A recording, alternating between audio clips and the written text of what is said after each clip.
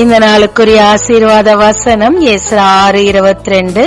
கர்த்தர் அவர்களை மகிழ்ச்சியாக்கி ராஜாவின் இருதயத்தை அவர்கள் பட்சத்தில் சார்ந்திருக்க பண்ணினார்.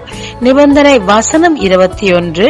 தேவனாகிய கர்த்தரை நாடும்படிக்கு பூலோக ஜாதிகளின் அசுத்தத்தை விட்டு இடிக்கப்பட்ட ஆலயம் கட்ட தேவன் ஆட்களை எழுப்பின போது எதிரிகளை சத்துரு எழுப்பி தடை செய்தான்.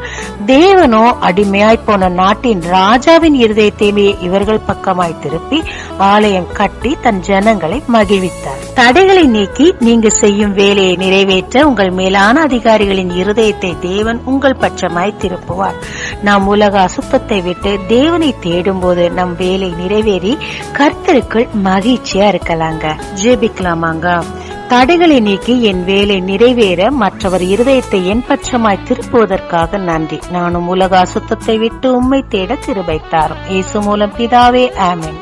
இயேசு கிறிஸ்துவின் நாமத்தில் இந்த நாளில் உங்களை ஆசீர்வதிக்கும் ஜீசஸ் விஷன்.